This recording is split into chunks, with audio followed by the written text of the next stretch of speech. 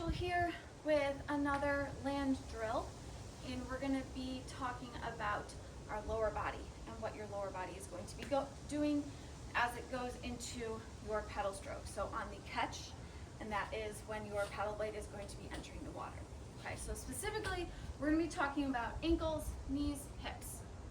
Okay, and we want to have a lot of mobility in our ankles and our hips because that is going to help us perform our paddle stroke more efficiently and get into this position for the catch.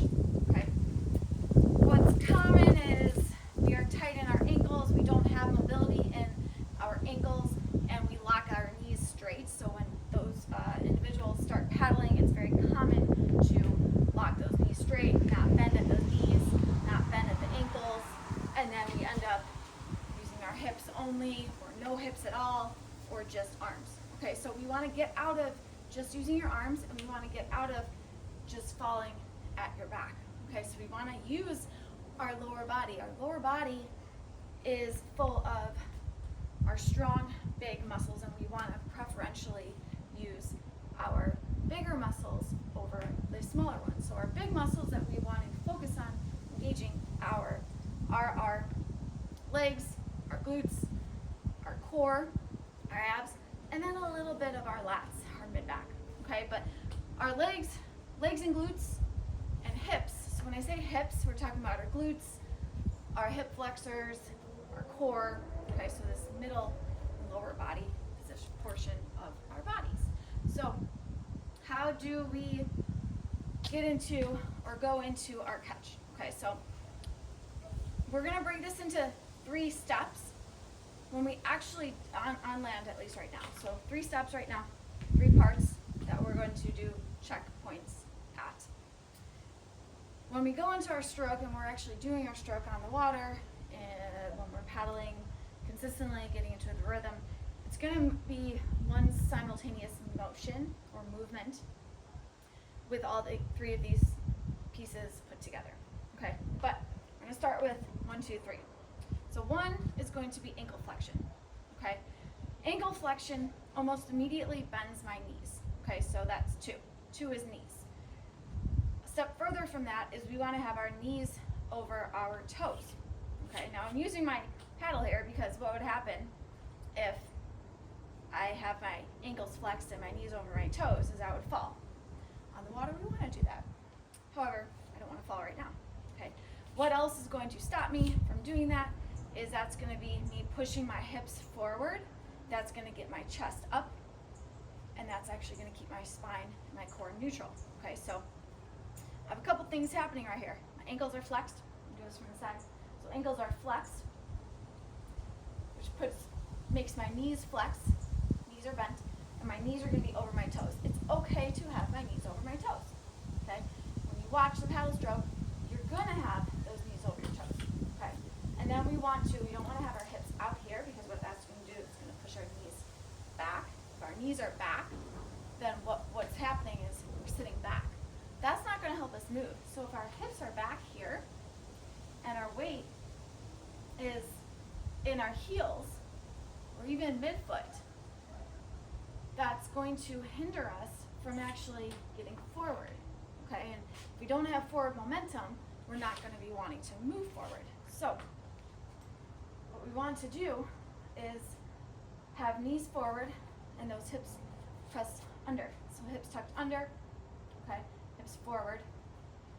There is a little bit more weight on the ball of my foot, but overall I'm keeping my heels down, my feet flat.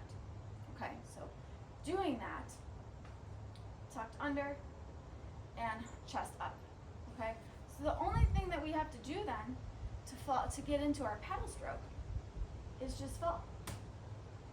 Okay, so ankles, knees, hips and core, and even just me reaching my arms out is going to allow me to fall forward. I'm not really doing anything. So the angle, how much my ankles flex, is also going to be the angle at which my paddle goes into the water.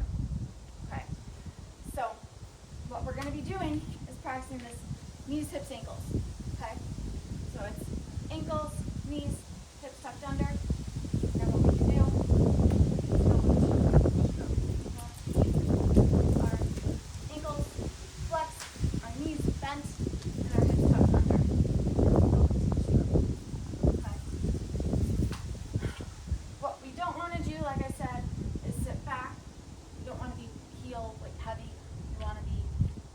heavy, and this is our knees over toes drill, okay? So I'm gonna do it from front too, so it's gonna be flex at the ankles, knees come forward, hips tucked under, chest is up, and then from here, I'm just gonna reach and punch with that bottom arm. Okay? So knees, hips, knees, ankles, knees, hips, and go. Okay? So that gets me into this primed and loaded position. So,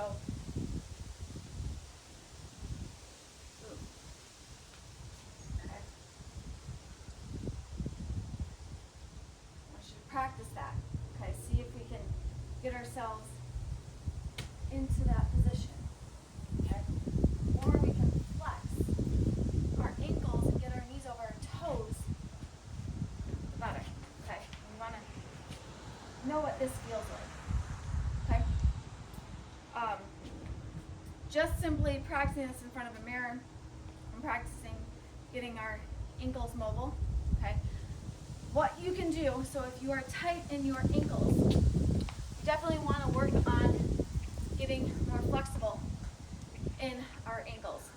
Okay, so for ankle flexibility and mobility, yes, we want to stretch.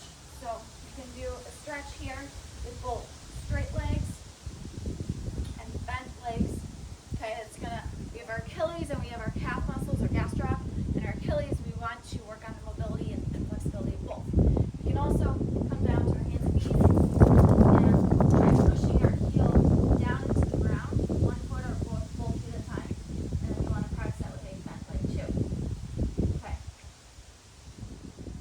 Before we do any of those stretches, what we actually want to start with doing is mobility. Okay, so we might have a lot of trigger points and tight points. So what we do is take our foam roller. You can also do this with a tennis ball. You can do this with any kind of foam roller, long or short. And you're going to put one calf or lower leg below the knee on your roller, cross the other ankle over, and you are going to roll out, up and down, looking for those trigger points, those tight points. And when you find those tight points, you want to pause on them. Think about rotating through that leg, flexing and pointing and flexing that ankle to pump blood into that area to get your trigger point to release. Take a couple of deep breaths. Okay. Relax it. So the more often you roll, the better. We want to be proactive in our rolling and our mobility and flexibility. We don't want to wait until we're so tight. So step 1 is priming with rolling, so using our foam roller. Step 2 is flexibility and stretching. Okay? And then step 3 is going to be practicing this on land. So one other thing that you can do for both hip mobility and ankle mobility is come into a frog squat. So in this frog squat, we want to come all the way down. We want to be practicing pushing our heels down into the ground and sitting in this position. So it's really good for hips and ankle mobility and knees. And we hold this position here. Okay. Hanging out here, starting with just a minute at a time and building up into a couple minutes. You can do so much in this position. So we just take our low position or squat, hang out here. Okay. So those are definitely some things that you can do to help with your ankle mobility, hip mobility. We can also roll out our hips.